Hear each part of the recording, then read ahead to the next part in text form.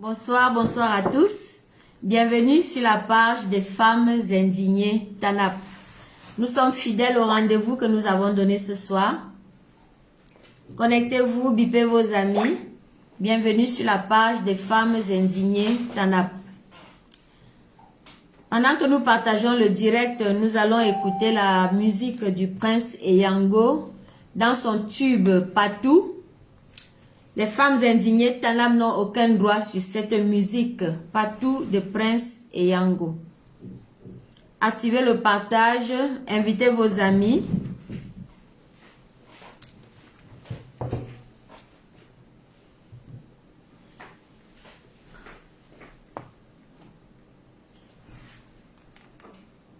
Bonsoir, bonsoir, bienvenue sur la page des femmes indignées TANAP.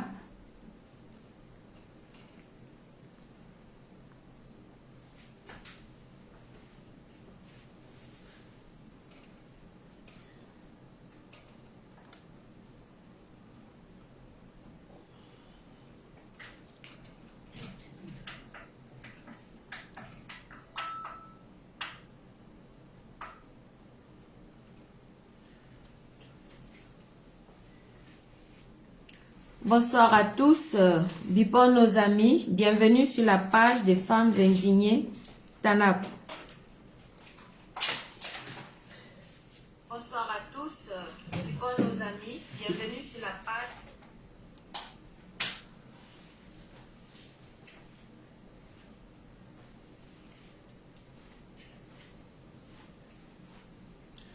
Nous allons écouter le tube Patou du prince Eyango. Nous n'avons aucun droit sur cette musique. Activons le partage. Le gouvernement camerounais, nous en parlerons. De la manifestation que nous prévoyons demain devant le FMI. Déjà pour leur dire merci de mettre cette pression sur le gouvernement camerounais. Mais pour continuer à les inciter à ne plus donner d'argent au gouvernement camerounais. Qui sont ce gouvernement n'est qu'un groupe de braqueurs à col blanc. Ils font la politique pour toutes sortes de raisons, sauf pour le bien du peuple camerounais. Et pour cette raison, le FMI ne doit plus donner ni de prêts ni de dons au Cameroun. Ils ont détourné l'argent de la Covid-19. Le peuple camerounais n'a rien eu d'eux. N'eût été l'initiative SCICI du président élu qui a distribué des masques, des gels hydroélectriques. Nous disons merci à l'initiative du président élu. Mais le peuple camerounais n'a rien reçu de son gouvernement. Et rien que pour cela, nous allons demander au FMI de demander des audits pour toutes les dépenses publiques au Cameroun. Parce que nous savons aujourd'hui que le Cameroun est dirigé par un groupe de braqueurs à col blanc. Mais comme nous l'avons annoncé, nous parlerons de la politique d'équilibre régional au Cameroun. Bipons nos amis, connectons-nous. Le berceau de nos ancêtres souffre et cela nous engage, nous tous. C'est-à-dire que chaque Camerounais aujourd'hui, celui qui ne dit rien est complice. Oui, celui qui ne dit rien sur la situation du Cameroun est complice. Bipons nos amis, écoutons Dédi Eyango. Partageons le direct, bipons nos amis. Aujourd'hui, chaque Camerounais doit prendre position par rapport à ce qui se passe dans notre pays aujourd'hui. Chaque Camerounais doit prendre position. Et si un Camerounais de bonne foi, de bonne moralité, si quelqu'un nous dit que tout va bien aujourd'hui au Cameroun, c'est qu'il y a quelque chose qui ne va pas chez lui.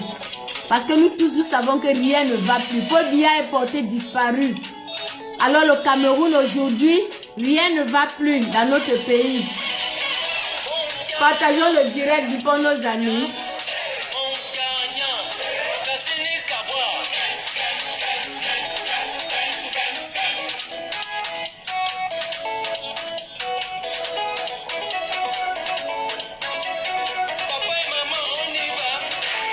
Merci à Fit Trader.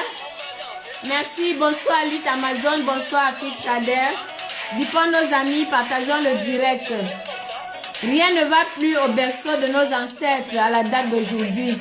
Nous sommes le 24 mai 2021. Rien ne va plus au berceau de nos ancêtres. Nous n'avons aucun droit sur la musique du prince Yango. Merci bien. Merci de l'avoir écouté. Comme nous l'avions annoncé aujourd'hui, pardon.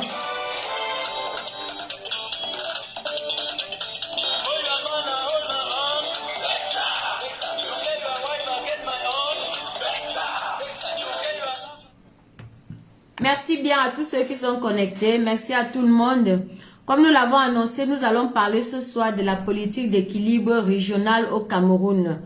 Parce que nous voyons, ça fait 40 ans que notre pays est dirigé par Paul Biya. Aujourd'hui, il est à la limite de ses possibilités. C'est-à-dire que Paul Biya n'a plus de possibilités physiques. Et c'est alors que nous voyons toutes les limites de sa politique. C'est-à-dire que pendant 40 ans, il nous a dit retrousser les manches, il nous a fait des promesses. Émergence 2035. Et aujourd'hui, pendant que Paul Biya rentre dans son incapacité physique à gouverner, peut-être aussi incapacité politique à gouverner, nous nous rendons compte que pendant 40 ans, il a enfumé le peuple camerounais. Il nous a bernés, il nous a zombifiés.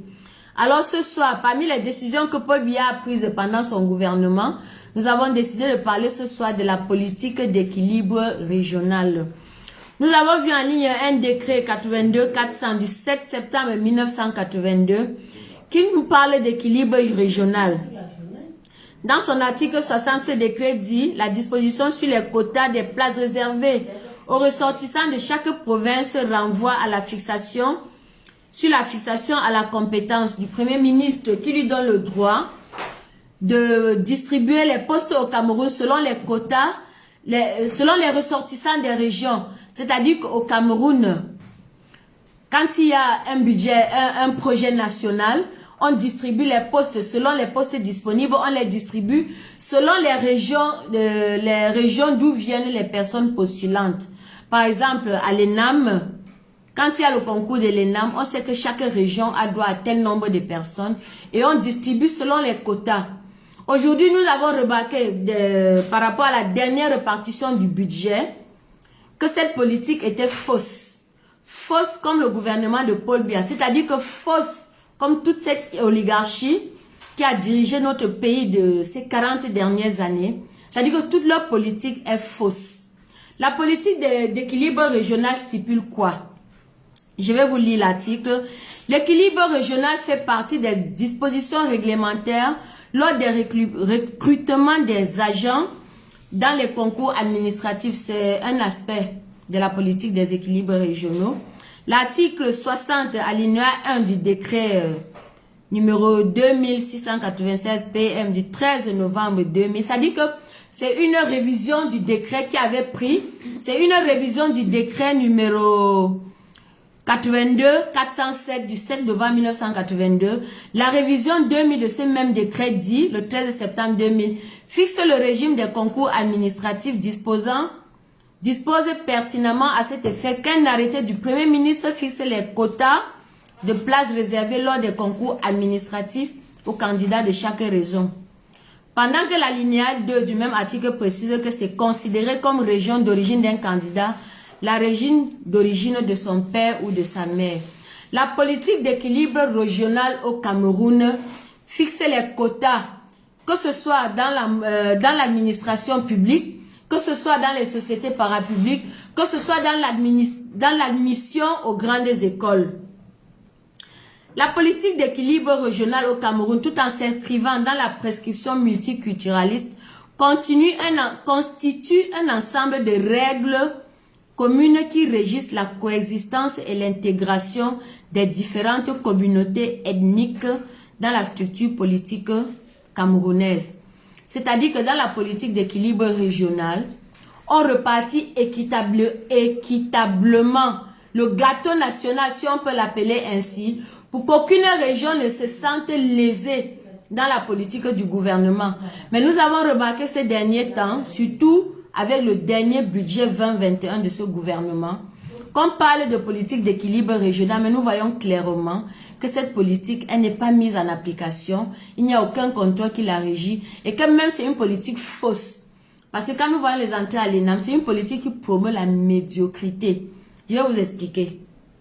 Quand vous êtes ressortissant d'une certaine région et qu'on dit que, ok, vous avez peut-être droit à 13 entrées à l'ENAM, même si 20 personnes ont 15 de moyenne au concours d'entrée à l'ENAM, on va prendre 13 personnes.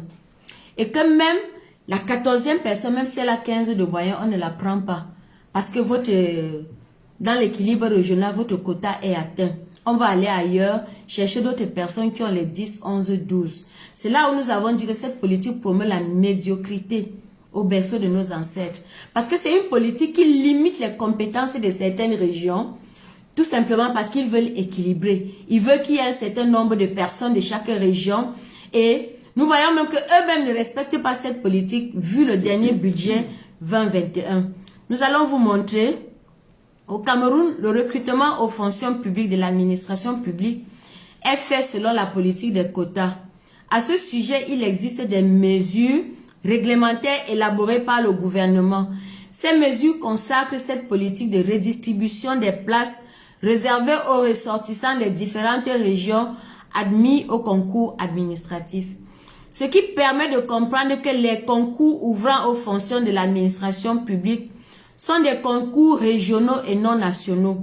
Le décret présidentiel, en l'occurrence le décret 82-407 du 7 septembre 1982, modifiant et complétant celui du numéro 75-496 du 3 juillet 1975, prévoit en fait que la préparation des places pour les concours de la fonction publique tienne compte de la région d'origine des parents de chaque candidat.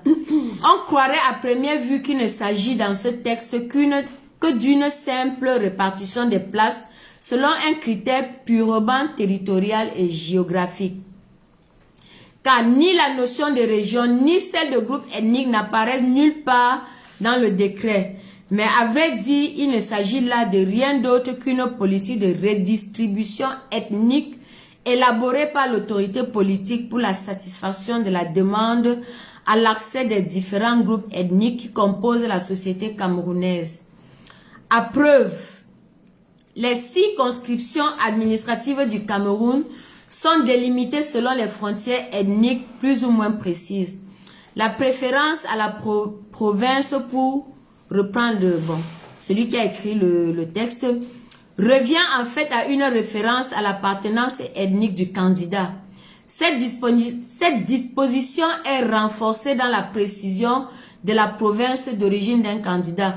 Cela, nous parlons du cas des accès aux grandes écoles d'administration comme l'ENAM, est donc considérée ici comme province d'origine du candidat, non pas la province de résidence de celui-ci, encore moins de sa province d'origine, au risque de confondre cette origine avec le lieu de sa naissance, mais la province dont ses parents légitimes sont originaires. C'est d'ailleurs cette loi qui astreint le ministre chargé de la fonction publique à redistribuer les places disponibles à l'administration publique aux différentes communautés ethniques du pays. Nous parlons là de la politique d'équilibre régional au Cameroun. C'est une politique qui restreint le candidat. Je ne sais pas comment ils font pour reconnaître la province d'origine d'une personne qui postule soit à la fonction publique, soit à une école administrative comme l'ENAM. Parce qu'ils disent dans la même politique, je vais vous le lire, la distribution par province. La province du centre dans le gâteau national a droit à 15%.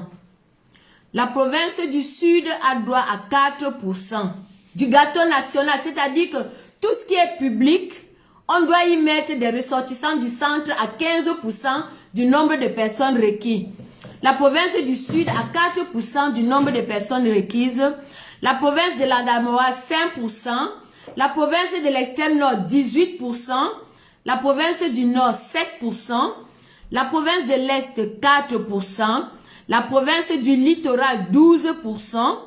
La province de l'ouest 12%. Du nord-ouest, pardon, 12%. La province de l'ouest 13%. La province du sud-ouest 8%. Et les anciens militaires ont droit à 2% dans le partage du gâteau national. Voilà ce que prévoit la politique d'équilibre régional au Cameroun. Régie par le décret numéro 840 de... Attendez, je vais vous lire le décret. Pour ceux qui veulent le lire en ligne, c'est le décret numéro 82-407 du 7 septembre 1982. Mais il y a eu un autre décret avant et un autre après, celui du 13 septembre 2000. Nous comprenons donc qu'au Cameroun, tout ce qui est public est partagé selon des quotas. Les quotas selon les régions, comme je viens de vous le lire. Mais qu'en est-il de l'application de ces quotas sur le terrain? Bien que nous, les femmes indignées, nous pensons que cette politique est une politique, comment dirais-je, c'est une politique qui n'a pas de sens. Parce que nous voyons bien que dans la milice, par exemple le BIR, ces quotas ne sont pas respectés. À l'ENAM, ça m'étonnerait que cette politique d'équilibre régional soit respectée. Et même dans les sociétés parapubliques, quand nous voyons les directeurs de sociétés parapubliques au Cameroun, est-ce que ces quotas, bien que définis par eux, parce que c'est leur politique, est-ce que ces quotas sont respectés? Quand nous voyons que dans la majorité des services publics, nous savons d'où viennent les représentants de certaines régions, sont majoritaires comme directeurs et dans les cercles de décision des sociétés parapubliques. Nous parlons aujourd'hui au Camerounais lambda. Ça dit que ce gouvernement définit des politiques mais ne les applique pas. Au Cameroun, la loi s'applique seulement aux Camerounais lambda, c'est-à-dire à ceux du bas peuple. Ce gouvernement ne respecte ni la constitution du Cameroun, ni les politiques qu'ils ont eux-mêmes établies. Parce que quand nous voyons cette loi du 7 septembre 1982, c'est vrai que Paul Biya a pris le pouvoir, c'était quand? C'était le 6 novembre. Oui, je crois. Voilà. Ils sont censés mettre en pratique toutes les politiques prévues dans ces décrets-là pour que le peuple camerounais, que chaque personne ne se sente pas lésée dans le partage du gâteau national, si nous pouvons l'appeler comme ça. Mais quand nous voyons ce qui se passe dans notre pays aujourd'hui, où tout un gouvernement est auditionné pour de l'argent qui était prévu pour la santé du peuple camerounais. Nous voyons là un gouvernement de voleurs, un gouvernement de braqueurs qui fait la politique pour toutes sortes de raisons, sauf pour le bien du peuple camerounais. Ils ont défini des quotas et ils sont eux-mêmes incapables de les appliquer. Peuple camerounais, nous avons là un gouvernement qui ne pense pas à notre bien-être. La politique d'équilibre régional était censée maintenir l'équilibre entre régions. Je vous ai dicté les quotas tout à l'heure. Mais eux-mêmes ne les appliquent pas. Ils disaient des choses, ils font le contraire. Nous voyons les entrées à l'ENAM. Si vous n'avez pas une costaude enveloppe d'un montant que je n'ose plus dire ici, mais chaque Camerounais le sait. Si on n'a pas une enveloppe d'une certaine épaisseur, votre enfant n'entre pas à l'ENAM, quelle que soit la région de laquelle vous ressortez. Et quand bien même ces quotas seraient respectés, nous allons comprendre une chose, c'est que moi par exemple, je suis originaire de la province de l'Ouest au Cameroun. Je suis née dans la province de l'Ouest. Je suis allée à Douala, j'avais 5 ans. J'ai grandi à Douala. J'ai fait toutes mes écoles à Douala. Ma famille est basée à Douala. Aujourd'hui, si je postule à un concours administratif, on va me dire que je suis originaire de l'Ouest. C'est-à-dire que je ne fais pas partie des quotas des personnes du littoral. Ça, c'est de la discrimination. Parce que si on parle d'équilibre régional, on doit pouvoir, c'est-à-dire qu'il faut faire les choses dans les normes. Ce n'est pas parce que mes parents sont bamileke que je suis forcément bamileke. Il y a des bamileke qui sont nés au nord, qui ont grandi au nord, qui ont fait toutes leurs écoles au nord, qui savent même parler le fulbe ou toutes les langues du nord. Et le lendemain, tu postules à un concours, on te dit que tu es bamileke. Tu ne connais même pas ton village. Ne parlons pas pour les personnes que les parents dans l'immigration ont épousé, par exemple, les personnes du centre des enfants originaires des familles mixtes. Et qu'on te rappelle que non, tu es de l'Ouest, alors que tu ne connais même pas l'Ouest, tu n'y as jamais été. Donc mon direct de ce soir, c'est pour rappeler au peuple camerounais que ne regardons pas comment on dit que la loi, il faut appliquer la loi, il faut appliquer la loi. Le peuple camerounais, nous sommes pris en otage. Ces personnes parlaient des lois, mais eux-mêmes ne les appliquent pas. Parce que s'il fallait vraiment respecter ces quotas, s'il faut respecter ces quotas, regardez tout le bordel, tout le désordre que nous avons aujourd'hui à l'entrée à l'ENAM. On va te dire que tu es ressortissant de telle région, une région que tu ne maîtrises ni d'Adam ni d'Ève, tu n'y as jamais été. Mais seulement parce que tu portes un nom qui fait référence à cette région, on va te coller une étiquette. Non, tu es de telle région, les quotas sont atteints, tu ne peux pas. Même si tu le mérites, tu ne peux pas avoir le concours seulement parce que tu portes un nom qui vient de cette région. Nous voyons dans ces quotas, je vais vous le dire, l'Adamawa 5%, le Nord 18%, 5 plus 5 ça fait 23, c'est ça. Et le Grand Nord 7%, 23, ça fait 30%. C'est-à-dire que s'il fallait respecter la politique d'équilibre régional au Cameroun, dans la fonction publique, nous aurons 30% de personnes qui viennent du Grand Nord, des 3 provinces du Nord. Dans les sociétés parapubliques, nous aurons 30% des directeurs de sociétés parapubliques qui sont ressortissants du Grand Nord. Si eux, ils respectaient cette politique d'équilibre régional. Maintenant, revenons au budget 2020, c'est ça? Le budget qu'ils ont défini récemment en 2020, la répartition du budget. Si vraiment il fallait respecter cette politique d'équilibre régional, nous voyons que le Grand Nord, entre 5% de l'Adamawa, 18% de l'extrême nord et 7% de la province du Nord, ça fait un total de 18 plus 7, 25, plus 5, ça fait 30%. Regardons la répartition du budget régional qui a été faite récemment. Si ce gouvernement respectait la politique d'équilibre régional qu'ils ont eux-mêmes définie et dont les quotas sont enregistrés. Nous voyons dans la répartition du budget 2021, attention,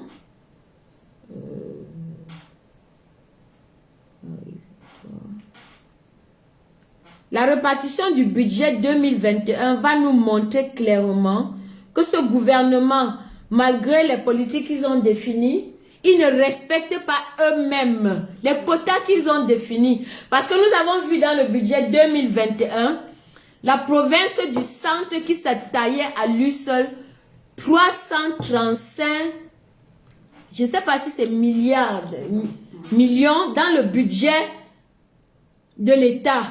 La province du centre qui réunissait à elle seule le budget de 7 autres régions réunies.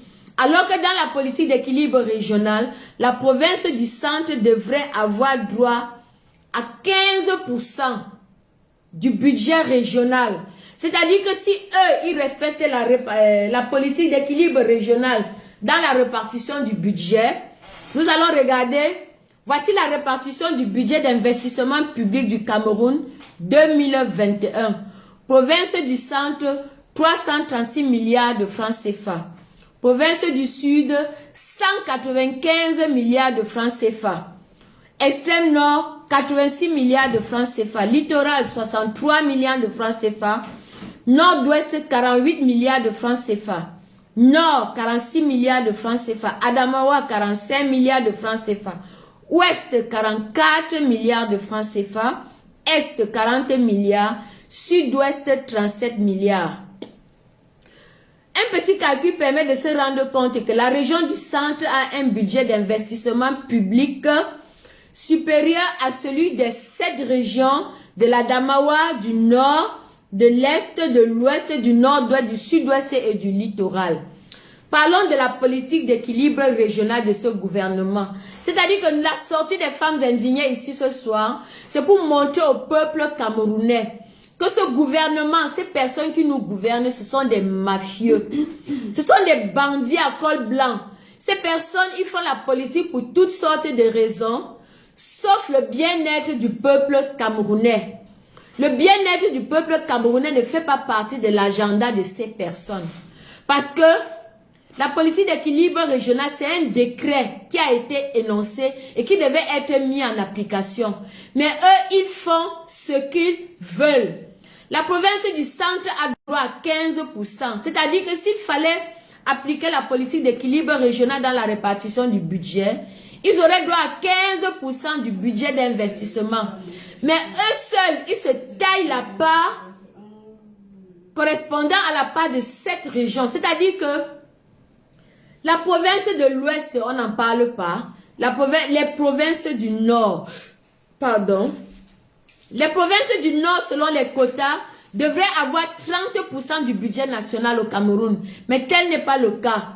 L'oligarchie en place à Yaoundé, c'est-à-dire que ce groupuscule de bandits à col blanc qui a pris notre pays en otage, ils font ce qu'ils veulent.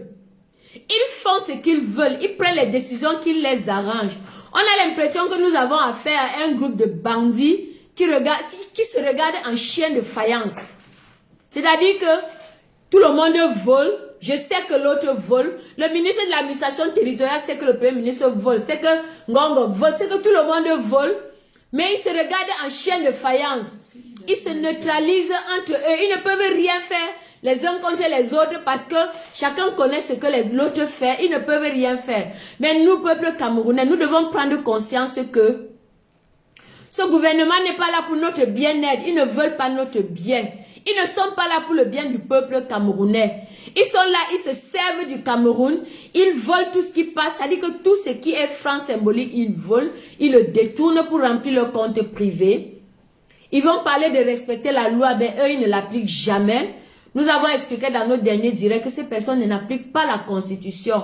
Et vu la politique d'équilibre régional, 30% du budget national devrait revenir à la région du Nord. Mais ils ne le font pas.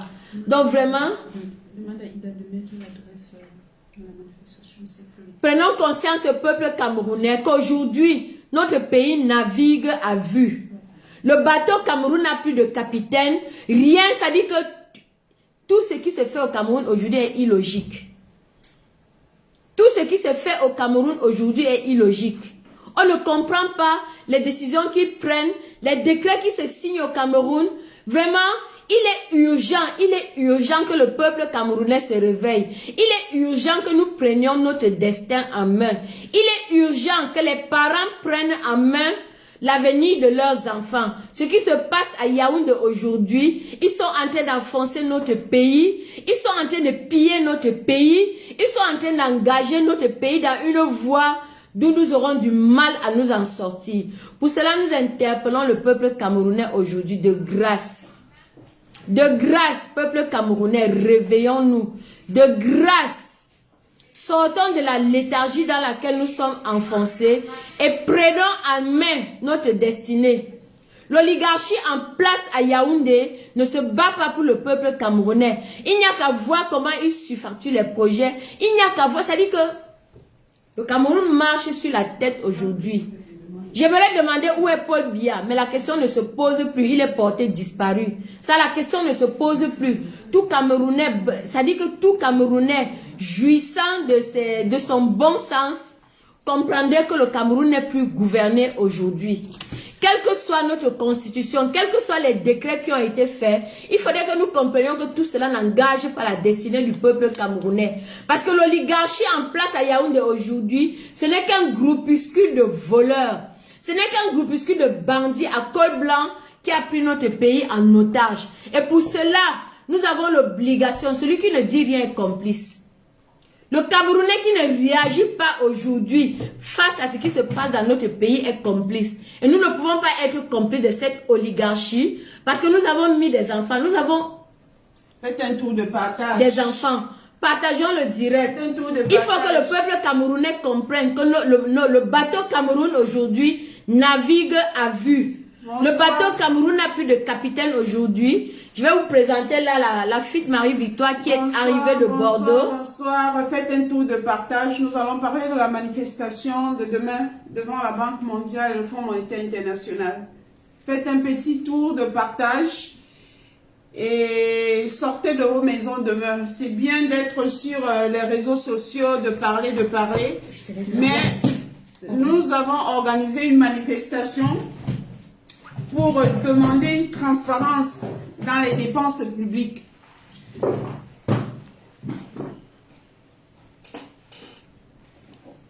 Laisse-moi bien m'asseoir. Pour demander une transparence dans les dépenses publiques. Donc, demain, je ne sais pas si Ida a épinglé l'adresse de la manifestation.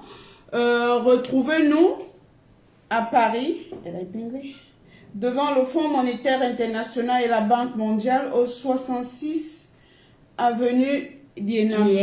Nous serons là. Nous avons les gilets jaunes qui viendront nous rejoindre à partir de 16 h. La manifestation est prévue, je crois que c'est de 12 h de 12 h à 18 h.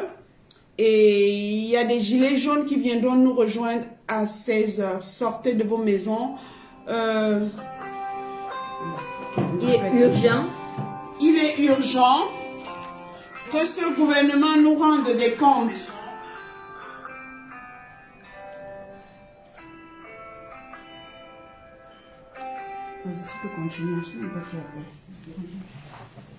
Donc, comme dit la FIT Marie-Victoire, nous nous rendons compte au Cameroun que les fonds Covid ont été détournés. La distribution du budget 2021 nous montre clairement que ce gouvernement nous impose des lois que eux-mêmes ne respectent pas. Alors nous avons décidé, les femmes indignées TANAP, nous avons décidé que nous avons organisé cette manifestation, que demain, nous allons nous rendre devant le FMI et la Banque mondiale, déjà pour leur demander d'auditer le gouvernement du Cameroun, d'auditer tout le gouvernement du Cameroun, depuis les fonds de la CAN jusqu'au fonds Covid et tous les fonds d'investissement. Parce que tous les fonds qui ont été investis au Cameroun aujourd'hui, nous nous rendons compte que ça n'a servi à rien. Le peuple camerounais n'a jamais bénéficié de la politique de ce gouvernement. Et tout cela... Dis-lui d'appeler. Qu'elle appelle sur ton numéro parce que c'est bon. Ok. D'accord, nous allons vous laisser la fille Ida qui veut prendre la parole pour vous entretenir un peu plus sur notre sujet ce soir. Ida, tu es en ligne, tu peux parler. Excellent, bonsoir les filles, les femmes debout. Nous sommes debout jusqu'à la gare. Oui, debout, prêt pour demain. Oui, sortez déjà le haut-parleur là. Il faut sortir le matériel là. Il faut montrer ça là. Sortez le haut-parleur, sortez les chasubles, sortez les affiches pour montrer comment on est prêt là. Il faut sortir le matériel les filles parce que demain là, c'est le jour J avec ce qui s'est passé aujourd'hui là. Le Covid-Gate là, ça démontre qu'on est sur le bon chemin. Puis, les filles, je sais qu'on s'en est pas parlé, mais c'est une belle occasion. Il faut qu'on en parle pour parler de la lettre ouverte hein, que les filles ont envoyée à la banque. C'était où là? C'était à la Banque mondiale, c'est ça, Marie-Victoire? On avait envoyé à la Banque mondiale, on avait envoyé au FMI, on avait envoyé à Standard, toute cette lettre-là, et on est fiers. Et un jour, on s'est retrouvés avec notre lettre pour la dénonciation de ce prêt dans les réseaux sociaux. Pourtant, c'était une lettre qu'on avait adressée à ces banques-là, c'était à eux. Et on a été très contents de constater que le retour nous revient du Cameroun. Et aujourd'hui, lorsque je me réveille le matin, je vois le Covid-Gate. Oh mon Dieu, les femmes, on est fiers de notre travail, on y a contribué. On n'est pas les seuls. Toute la résistance y a contribué, du moins ceux qui sont focus dans le combat y ont contribué. Et on est fiers de nous aujourd'hui là. Donc c'est une belle occasion, hein, demain de venir nous rejoindre devant le FMI de la Banque mondiale, 65 avenue Diana. Je crois que c'est métro 6, hein, Marie-Lou. Métro 9. Métro 9. Voilà, métro 9. Donc, on va se retrouver là-bas. Puis, on nous dira, le FMI nous dira, mais on vous a écouté, voilà, on a demandé l'audit. Mais non, c'est pas assez. On est là encore pour insister, on veut faire un audit. On veut s'assurer que ça aille bien. Marie-Victoire, mettez les chasubles là. Mettez les chasubles, sortez le haut-parleur, montrez comment on est prêt là. Les affiches, les pancartes, il faut montrer ça, il faut montrer au peuple que demain là, c'est demain. Voilà. On est prêt et on les attend nombreux à cette place-là. C'est la bonne cause, ça c'est vraiment le sujet du jour. Voilà, on est prêt là. On est en train de charger nos batteries. On a nos batteries. Mettez les chasubles, les filles. Il faut qu'on montre comment on est prêt. Mettez les chasubles. Donc, non, les filles sont prêtes. Et elles ne laisseront pas. Elles ne baisseront pas les bras. Il y aura, on sera accompagné des panafricanistes. Déjà, félicitations à nos filles Marie-Lou et Sabine qui nous ont représentés valablement auprès de ces panafricanistes samedi. Et là, ils ont confirmé leur présence avec les gilets jaunes demain pour cette manifestation. Donc, on sera là demain à partir de midi. Voilà, les filles sont prêtes. Marie-Victoire, comment tu montres ça? Mets ça, porte ça. Il faut porter, tu montres aux gens. Mets ça sur le... Marie-Victoire, il faut porter, tu nous montres. Je porte quoi? Le chasuble. Bon, mais le chasuble, c'est ça qui sera sur nous demain. Donc, tous ceux qui viendront à la manifestation, voilà, c'est ça même. Ça va être chaud demain. Donc, les amis là, la famille, les combattants, ceux qui sont focus encore dans le combat là, ceux qui ne sont pas dans le Japon, le Congo sale, toutes ces choses-là, ceux qui ne sont pas dedans, venez nous retrouver. On garde focus, il y a le Covid, c'est une belle opportunité. Vraiment, c'est une journée historique pour moi quand même. C'est une journée historique où on va faire une manifestation, où on sait déjà que, où la partie qui nous attend sait déjà qu'il est déjà sur le dossier. Donc, on est surpris aujourd'hui de se réveiller aujourd'hui. On regarde la liste. Je ne sais pas s'il y a des gens qui ont vu la liste de l'octroi de ces prêts. Ce matin, on m'a partagé ici une liste des personnes qui ont reçu ces prêts et à l'analyse du document, on se rend compte que c'est des établissements, c'est des établissements et quand on parle d'établissements, ce sont des individus. Donc, on se rend donc compte qu'ils sont passés par en arrière, au lieu de faire des appels d'offres comme il faut le faire, ils ont fait des appels, ils ont appelé leurs amis. Ils ont octroyé les 1 milliard par-ci, les 2 milliards par-là, et tout ça.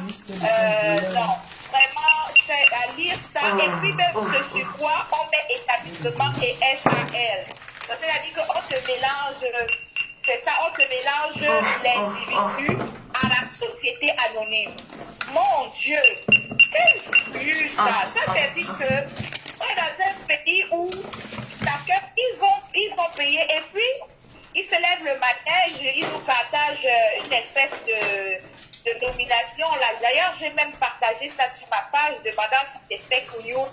Ils veulent nous orienter. Pourquoi on commence à dire que non, on nommé Cabral Libye au ministre de l'Enseignement supérieur. On commence à taper là-dessus, nous éloigner de l'objectif de cet outil-là. Alors, nous, les filles, on garde le focus. Pas d'audit, pas de prêt. Même s'il y a une demande d'audit, où on est là pour le suivi et on va s'assurer que l'audit soit effectif. Moi, je vous attends ici avec les chasubles. Mais on n'était pas prêts, on n'était pas prêts, tu dis, on aurait dû le faire. Les chasubles, vous nous montrez ça, c'est comment on l'avance. Donc, nous nous rendons compte que ce pays parle de politique d'équilibre régional, mais il ne respecte ni la Constitution, ni leur propre décret. Il n'applique la loi que si le peuple, le bas peuple, le Camerounais lambda. C'est pour ça que demain, nous serons devant la Banque mondiale pour leur demander, pour leur dire merci déjà d'avoir demandé l'audit au peuple camerounais, mais aussi d'insister, pas d'audit, pas de don ni de prêt au peuple camerounais. Parce qu'aujourd'hui, ils ont tout surfacturé, ils n'appliquent pas la Constitution, ils n'appliquent rien, ils sortent des décrets contre le peuple camerounais. Toutes les lois qu'ils sortent, c'est pour priver de liberté le peuple camerounais. Nous disons non à tout cela. Déjà que la politique d'équilibre régional n'est pas respectée, il n'y a qu'à voir les directeurs de sociétés parapubliques.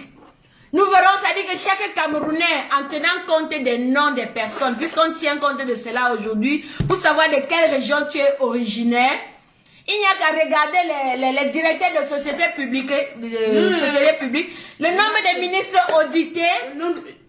Le nombre de voleurs, il faut bien préciser. C'est tous des voleurs. Ministre de Santé, 45 milliards, mais ministre de l'administration territoriale même, qui prend l'argent du Covid, on ne sait pas ce que l'administration territoriale va faire avec l'argent du Covid. Le ministère des Mines.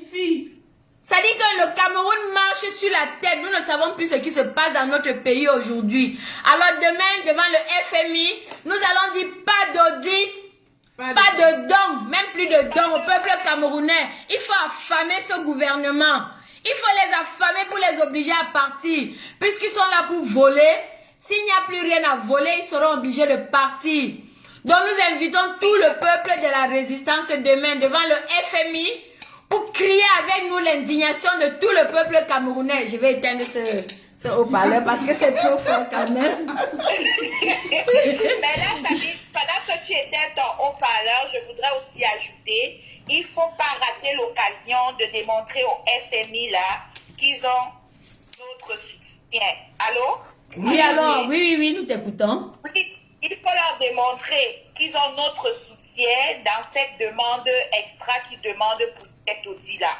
Et que nous sommes là aujourd'hui, là dans le 25, là, nous sommes là aujourd'hui parce qu'on veut appuyer cette demande-là. Cette demande de comment ils ont appelé ça? C'était quoi le titre là? Ils demandent un audit indépendant au peuple camerounais pour les dépenses des 180 milliards de la Covid-19. Parce que des sommaçons et du savon Samboulou qui coûtent 250 francs CFA ne peuvent pas valoir 180 milliards. Un combattant a publié aujourd'hui que pour dépenser 1 milliard, il faut dépenser 100 000 francs par jour pendant 27 ans. Vous comprenez que 180 000 francs CFA, c'est beaucoup d'argent. C'est beaucoup d'argent. Et s'il fallait repartir cet argent selon la politique d'équilibre régional, imaginez combien de milliards seraient donnés à chaque région. Mais ils ont tout dépensé entre eux à Yaoundé parce que c'est des bandits à col blanc. Nous sommes gouvernés par des bandits à col blanc. Je te laisse la parole, Ida. Ok, alors je vais juste simplement maintenant conclure là. Je crois qu'on a quasiment tout dit. Et avant même de conclure, je vais m'aller dans ton sens. Je vais dire, c'est bien beau même. Parce que là, aller savoir le dit de comment a été géré l'argent ou comment a été reparti l'argent, c'est une chose.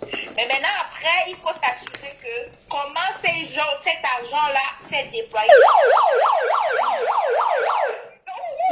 Vous êtes prêts? Vous êtes en feu.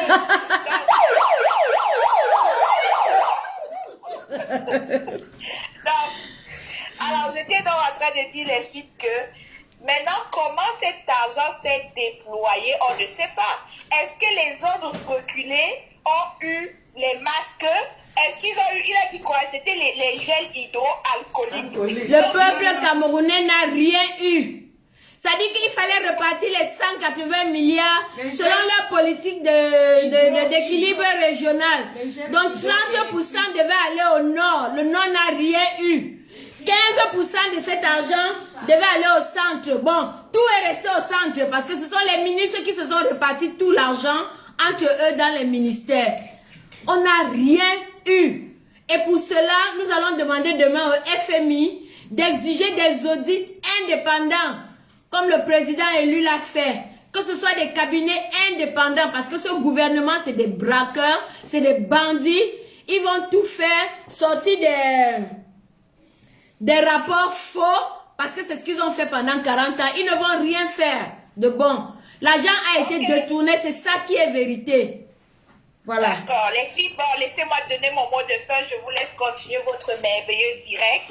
Alors, donc, on se retrouve tous demain, à partir de midi, devant la place d'Iéna, dans tous les Camerounais qui sont soucieux du changement et qui sont focus dans le combat.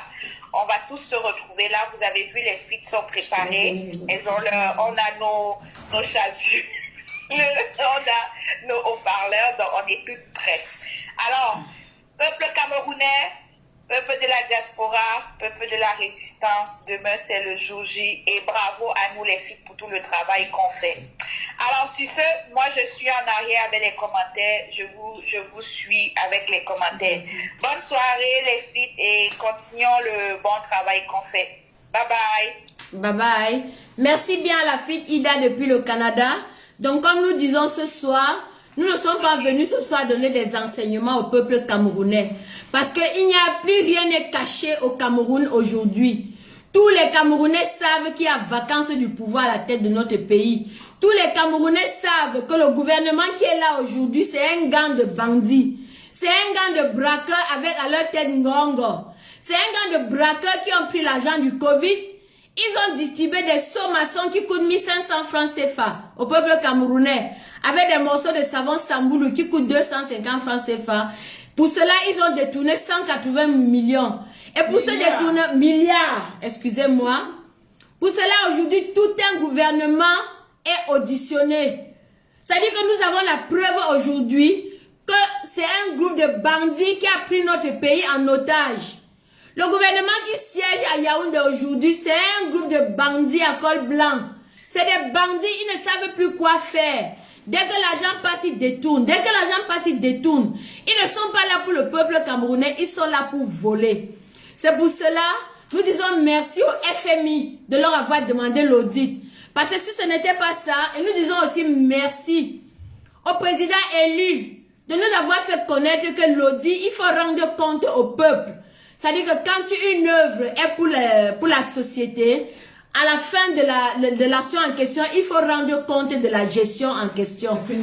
Nous disons merci pour tout cela et nous demandons que ces audits soient menés dans la rigueur la plus stricte. Parce que le Cameroun est pris en otage, ceux qui nous gouvernent, c'est des bandits, c'est des braqueurs à col blanc.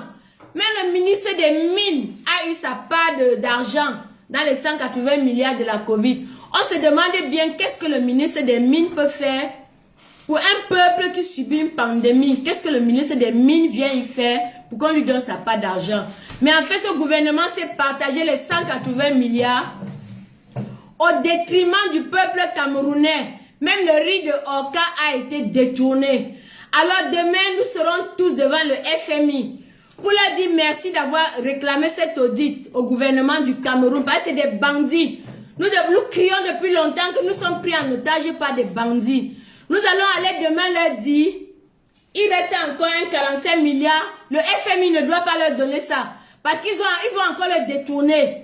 Aujourd'hui, ils ont détourné tout l'argent de la canne. Le stade Olembe a déjà été financé à 3 fois de son budget. Ça a été détourné. Ils ont besoin d'argent pour finir ce stage. Alors le reste d'argent de la Covid-19, le FMI ne doit pas le donner. Il ne doit pas donner, il faut auditer ce qu'ils ont fait. Le peuple camerounais n'a rien eu de l'argent de la Covid. Depuis qu'on parlait, regardez, depuis qu'on parlait de l'audit sur les fonds Covid, Atanganji ne dit plus rien. Pourtant, c'est lui qui payait les sauts. Oui. Atanganji qui a dit que les gens se retrouveraient au pays de si je savais. Mais Atanganji aujourd'hui va se trouver au pays de si je savais. Atanganji qui se retrouve à vendre des tests Covid au ministère de la Santé, il a fabriqué ça où? Il a fabriqué ça où? Donc voilà autant de choses que les filles vont brandir devant le FMI demain. Voilà. Nous n'avons eu aucune ambulance au Cameroun. Aujourd'hui au Cameroun, quand vous avez la Covid, on vous laisse mourir tranquille chez vous. Vous vous pointez aux hôpitaux, les infirmiers s'enfuient. Est-ce qu'il y a rien? Oui.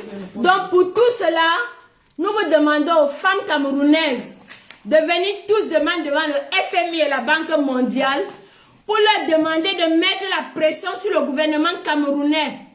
De continuer à mettre la pression. Même les rapports que le gouvernement va sortir, ce sont des rapports faussés. Parce que ce gouvernement excelle dans la triche. Ce gouvernement excelle dans le mensonge. Ce gouvernement excelle dans les faux rapports. Il faut que l'audit qui va auditer ce gouvernement soit vraiment un audit indépendant.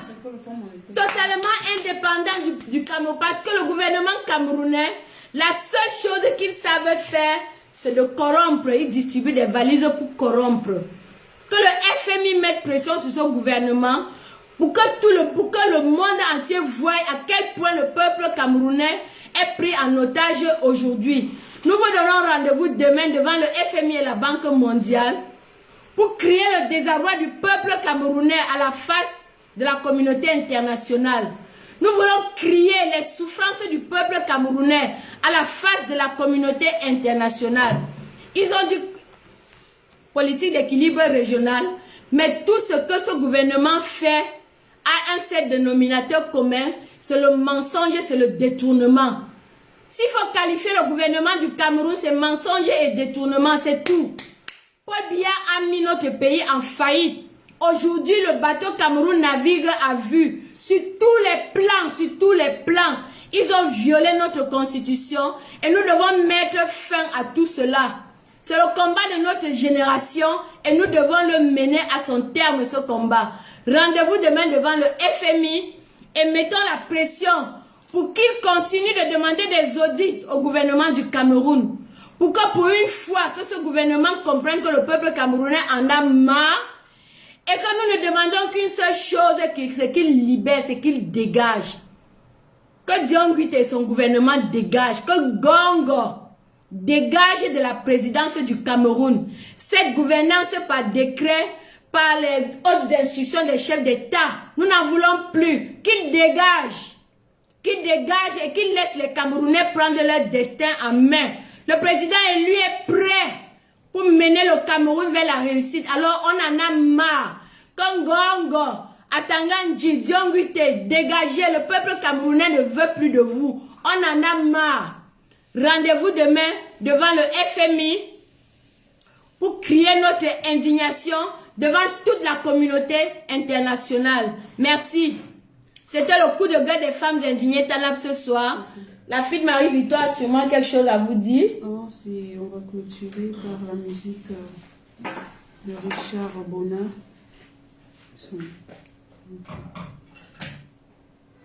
Donc nous allons clôturer ce soir. À tout ce gouvernement, nous dirons, allô Fokou, vous n'avez qu'à dégager. Le peuple camerounais ne veut plus de vous. Nous sommes prêts à reprendre notre pays en marche. Nous sommes